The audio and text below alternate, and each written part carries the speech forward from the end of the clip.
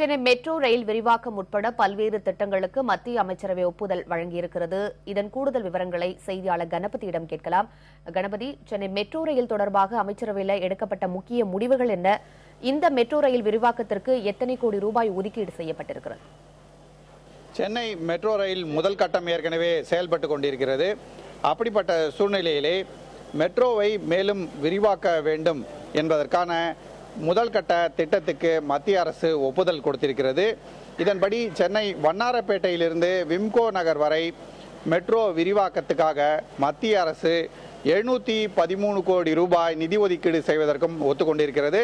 இதற்கான முடிவு இன்று மத்திய அமைச்சரவை கூட்டத்திலே எடுக்கப்பட்டது. பிரதமர் நரேந்திர மோடி தலைமையிலே நடந்த இந்த கூட்டத்திலே இந்த தொகையை உடனடியாக ஒதுக்க வேண்டும் என்றும், மாநில அரசு அதற்கான தொகையை ஒதுக்கிய பிறகு இந்த திட்டத்தை விரைவாக செயல்படுத்த வேண்டும் என்றும் முடிவு செய்யப்பட்டிருக்கிறது. உமா கணபதி, நான் முன்பே சொன்னது போன்று ரயில் விரிவாக்கம் உட்பட பல்வேறு திட்டங்களுக்கு மத்திய அமைச்சரவை ஒப்புதல் வழங்கியிருக்கிறது. வேறு என்னென்ன திட்டங்களுக்கு ஒப்புதல் வழங்கியிருக்கிறது மத்திய அரசு? நிச்சயமாக விவசாயிகளை பொறுத்தவரை மிகவும் முக்கியமான செய்தி, கோடைகால பயிர்களுக்கு, அதாவது கரீஃப் என்று சொல்லப்படும் கோடைகால பயிர்களுக்கு எல்லாவற்றுக்குமே குறைந்தபட்ச கொள்முதல் விலை அதிகரிக்கப்பட்டிருக்கிறது. நெல்லுக்கு குவிண்டால் 60 ரூபாயிலிருந்து அதிகரிக்கப்பட்டிருக்கிறது. இதே போல பருப்பு வகைகள் மற்றும் இந்த சமயத்திலே பயிரிடப்படும் மற்ற பயிர்களுக்கும் கொள்முதல் விலை அதிகரிக்கப்பட்டிருக்கிறது. இதைவிட மிகவும் முக்கியமாக இந்தியா போஸ்ட் என்று சொல்லப்படும் தபால் துறையை ஒரு முழு வங்கி போல மாற்றுவது என முடிவு செய்யப்பட்டிருக்கிறது.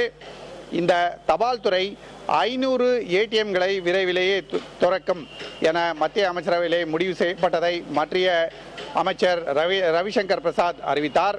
இதை தவிர 650 கிளைகள் செப்டம்பர் 2017 வருடத்துக்குள், அதாவது அடுத்த வருடத்துக்குள் முழு வீச்சாக வங்கி போல செயல்பட துவங்கும் என்றும் சொல்லியிருக்கிறார்.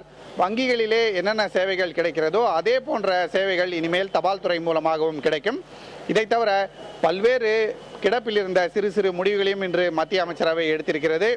குறிப்பாக சுற்றுலாத்துறை, விளையாட்டுத்துறை போன்றவற்றிலே கட்டார், புருனை போன்ற நாடுகளுடன் ஒப்பந்தம், விமான போக்குவரத்து துறையிலே பிரான்ஸ் நாட்டுடனான ஒப்பந்தம் போன்றவையும் இன்றைய கூட்டத்திலே ஒப்புதல் அளிக்கப்பட்டு மத்திய அமைச்சரவை கூட்டம் இதற்கெல்லாம் ஒப்புதல் அளித்து முடிவு செய்திருக்கிறது. உமா